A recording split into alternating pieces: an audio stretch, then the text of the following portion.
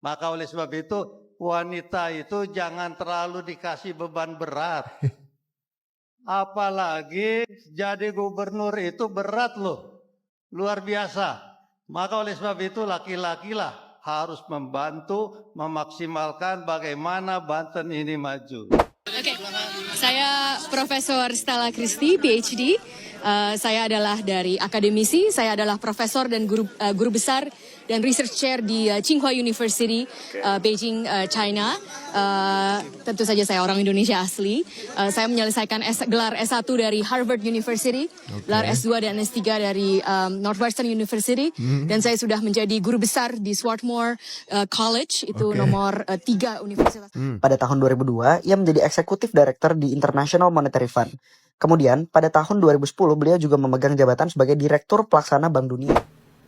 Menteri Luar Negeri, Bu Retno Marsudi, waktu di Dewan Keamanan PBB. Saya juga heran, Bu Menlu kita ini. Orangnya halus, saya kok di Dewan Keamanan galak banget. Setelah selesai kita menikmati pelantikan presiden terpilih pemilu 2024-2029, presiden udah ditetapin dan dilantik. Kemudian kita akan menyongsong sebentar lagi yaitu momen politik pilkada. Nah, ini sudah digelar beberapa debat pilkada di beberapa daerah. Dan saya nemuin satu yang menarik nih. Debat pilkada Banten. Ini ada satu statement yang agak potensi bikin gaduh, yaitu statement dari Cawagup Banten, Dimyati, yang menyebut perempuan udah di rumah aja nggak usah ikutan politik. Waduh, pasti rame yang ini. Maka oleh sebab itu wanita itu jangan terlalu dikasih beban berat.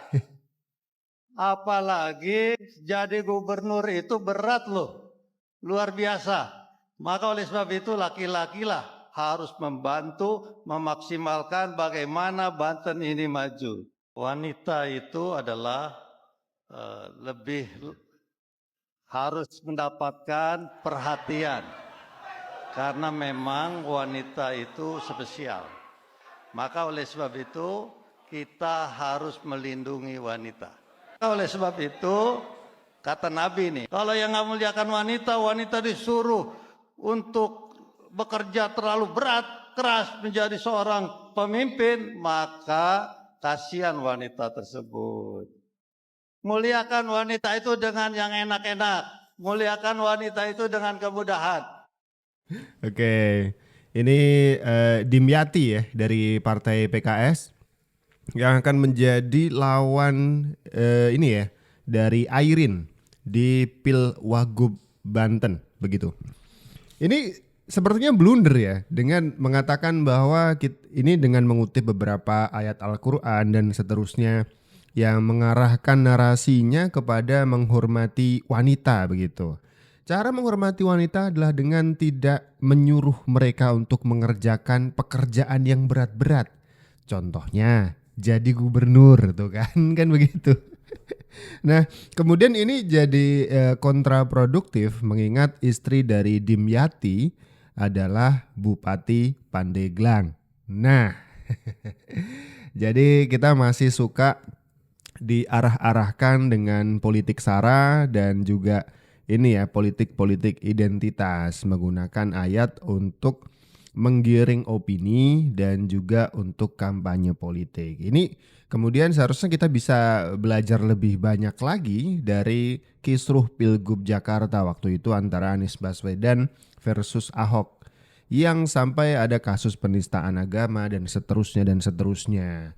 Ini kalau misalkan kita masih berkutat di situ, kita sebagai masyarakat tidak lagi bisa menimbang-nimbang calon itu kualitasnya dari gagasannya, tapi lebih kepada sindiran-sindiran, narasi-narasi, kan begitu ya.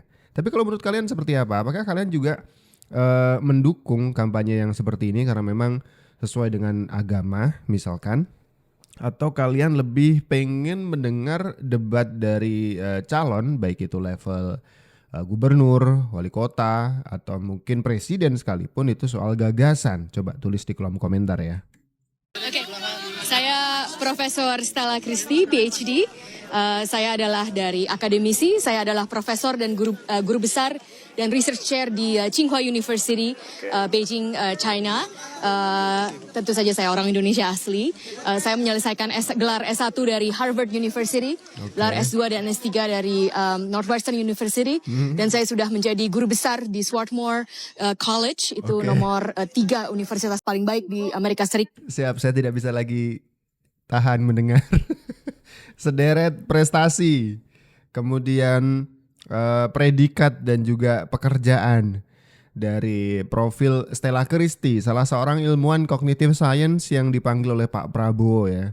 Bagaimana ketika mic itu disodorkan kepada Stella Christie itu sudah mulai dari gelar, dia jadi guru besar, researcher atau ini ya peneliti, kemudian banyak itu. Tadi menyebutkan guru besar dan apa namanya posisi yang mentereng nggak cuma di satu kampus gitu ya, di banyak kampus, dan menyebutkan yang saya sebutkan tadi itu adalah kampus nomor 3 terbaik di dunia. Bagaimana Pak Dimyati kalau orang seperti ini, perempuan seperti ini, apakah dia terlalu ini Pak? Apa istilah terlalu berat mungkin? Apakah kemudian wanita tidak berhak untuk mendapatkan pendidikan setinggi Stella Christie misalkan? Dan sekarang juga saya menjabat sebagai guru besar di Tsinghua University. Saya adalah ilmuwan bidang cognitive science. Cognitive science adalah mempelajari tentang bagaimana kita berpikir, jadi tentang otak dan tentang cara pikiran yang memasukkan manusia dan juga hewan dan juga artificial intelligence. Jadi Oke. Intinya Stella Christie ini ilmuwan yang dipanggil oleh Pak Prabowo pada seleksi calon menteri kemarin ya. Kemudian saya juga baca beberapa komentar netizen ketika menyebut soal Universitas Tsinghua. Ini banyak sekali komentar, waduh Universitas Tsinghua keren. Kemudian saya juga coba cek nih, ternyata memang Universitas Tsinghua ini bukan universitas yang main-main gitu. Untuk bisa sekedar lolos menjadi mahasiswa di kampus yang satu ini tuh cukup ketat. Nah ini Stella Christie jadi guru besar. So bisa kita simpulkan ini orang bukan main-main juga nih. Jadi gimana Pak Dimyati? Apakah ini terlalu offset? Perempuan jangan dikasih yang berat-berat. Jadi guru besar Pak? Waduh. Atau mungkin Pak Dimyati boleh ngelihat atau ngecek perempuan yang satu ini? Orang ini berhasil menjadi menteri terbaik di Asia Pasifik. Sri Mulyani lahir di Lampung pada tahun 1962 dari orang tua yang berprofesi sebagai dosen. Beliau sempat menempuh pendidikan sarjana di Fakultas Ekonomi Universitas Indonesia. Master dan PhD-nya didapatkan dari University of Illinois Urbana, Amerika Serikat. Sebelum menjadi Menteri Keuangan, Ibu Sri Mulyani pernah menjabat berbagai posisi penting di Indonesia dan dunia.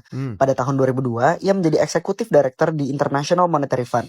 Kemudian, pada tahun 2010, beliau juga memegang jabatan sebagai Direktur Pelaksana Bank Dunia. Akhirnya, sejak tahun 2016, Sri Mulyani ditunjuk sebagai Menteri Keuangan Kabinet Presiden Jokowi hingga saat ini. Dirinya juga sempat mendapatkan prestasi sebagai Menteri Keuangan terbaik se-Asia Pasifik oleh majalah Finance Asia.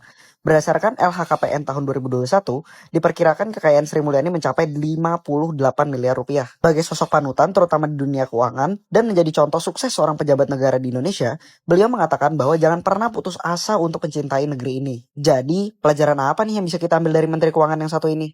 Kalau menurut saya pelajaran yang bisa kita ambil dari Menteri Keuangan ini pelajaran untuk tidak meremehkan gender begitu Pak Dimyati.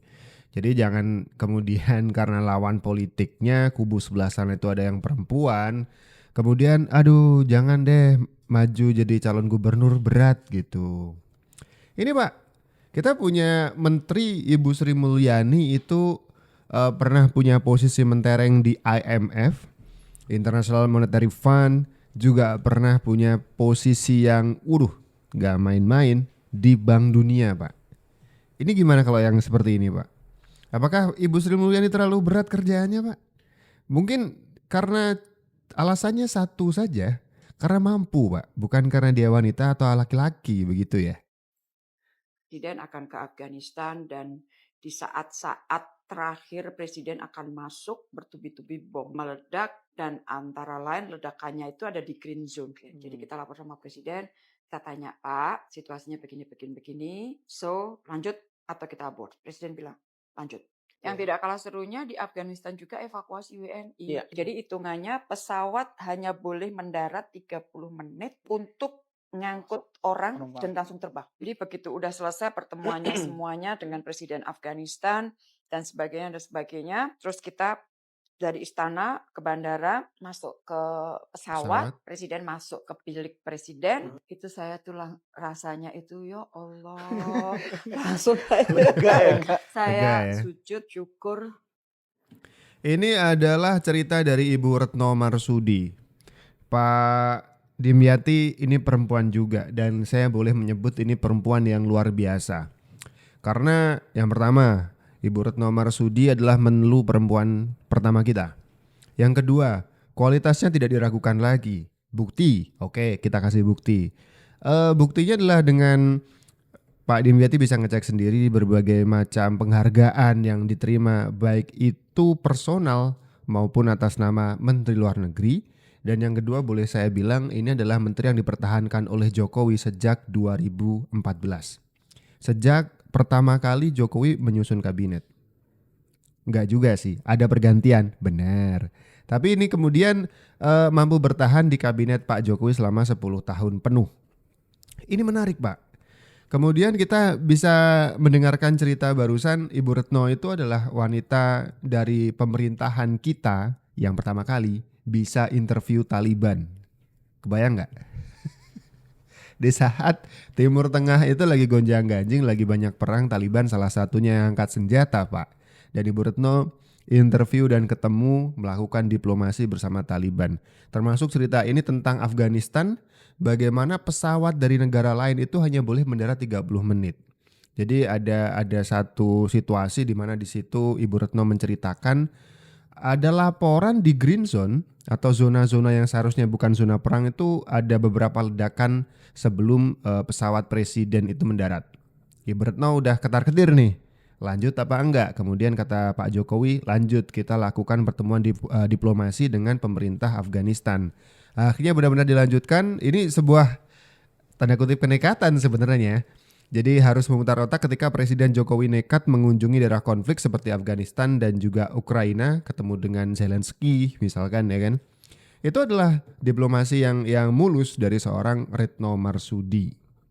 Bahkan ketika di akhir-akhir jabatan Pak Jokowi, kemudian ada gonjang-ganjing atau ada isu tidak lagi menjadi menteri dari Pak Prabowo sebagai presiden selanjutnya, Ibu Retno itu sudah dapat tawaran dari PBB. Bagaimana Pak Dimyati? Apakah karena Ibu Retno Marsudi seorang perempuan kemudian semua hal yang dilakukan yang begitu luar biasa ini tidak layak untuk beliau lakukan? Satu sih jawaban saya, karena Ibu Retno mampu sebenarnya, itu saja. Keren Bu Retno, nggak dipinang jadi menteri tapi didapuk jadi utusan khusus Sekjen PBB. Wah, emang benar itu Bang? Iya, jadi sebenarnya di antara nama-nama yang dipanggil Prabowo untuk jadi menteri kemarin, kita menantikan sosok Ibu Retno Marsudi sih. Mungkin sebagian pihak juga masih pengen ngelihat beliau memimpin Kemenlu lagi karena ngelihat kinerjanya selama ini. Tapi meski nggak dipinang untuk jadi menteri, tugas baru sebenarnya sudah menanti beliau sih, yakni sebagai utusan khusus Sekjen PBB. Bu Retno ditunjuk oleh Sekjen PBB Antonio Guterres sebagai utusan khusus untuk isu air dalam rangka memajukan agenda air internasional. Kabarnya, beliau akan bertugas mulai tanggal 1 November 2024 setelah menyelesaikan tugas sebagai Menlu. Penunjukan ini pun menjadi sejarah karena Bu Retno adalah orang Indonesia pertama yang menjadi utusan khusus Sekjen PBB. Tapi kenapa ya beliau ditunjuk? Ya kita tahulah, sejak dilantik jadi Menlu tahun 2014, Bu Retno menjadi salah satu sosok penting dan menonjol di balik diplomasi Indonesia. Dia punya banyak prestasi yang menjadikannya sebagai salah satu diplomat terkemuka dan kiprahnya diakui dunia internasional, termasuk ketika Indonesia terpilih menjadi anggota tidak tetap Dewan Keamanan PBB tahun 2019 sampai 2020.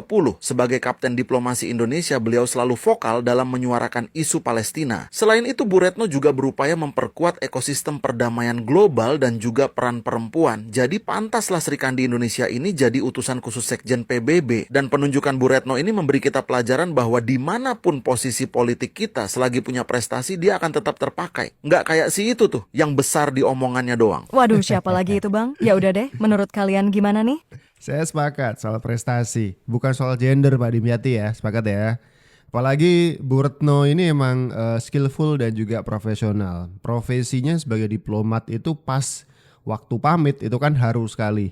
Bu Retno menyampaikan beliau menjadi diplomat itu sudah 40 tahun. Jadi ini orang punya kualitas dan punya rekam jejak yang begitu panjang soal diplomasi negara, hubungan internasional. Berkualitas, ya kan? Berprestasi juga.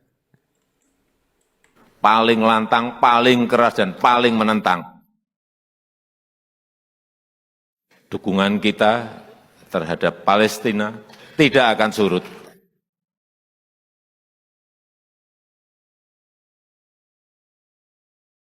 Coba Bapak Ibu lihat Menteri Luar Negeri Bu Retno Marsudi waktu di Dewan Keamanan PBB. Saya juga heran, Bu Menlu kita ini. Orangnya halus, saya kok di Dewan Keamanan galak banget. Ini pengakuan dari seorang Joko Widodo sendiri ya, Bu Retno Marsudi. Ini taring Indonesia di kancah internasional diwakili oleh diplomat ulung seperti Retno Marsudi ini. Kita jadi punya apa istilahnya ya? Punya suara yang dipertimbangkan, kemudian juga ditakuti, tanda kutip, takuti dalam arti diperhitungkan begitu. Pengakuan dari Pak Jokowi, kita melihat Bu Retno itu kecil, kalem gitu ya. Tapi tiba-tiba ketika di Dewan Keamanan PBB juga paling lantang dan galak begitu katanya. Jadi gimana nih Pak Dimyati? Sudah mulai memperhitungkan bahwa gender bukan suatu hal yang bisa di apa istilahnya ya. Kemudian dipakai untuk berkampanye bahwa wanita seharusnya di rumah saja. Pekerjaan gubernur itu berat. Gitu Pak. Karena lawan politiknya wanita, waduh, harusnya kita bisa kampanye lebih oke lagi menurut saya. Tapi kalau menurut kalian seperti apa? Netizen, kasih komentar di bawah.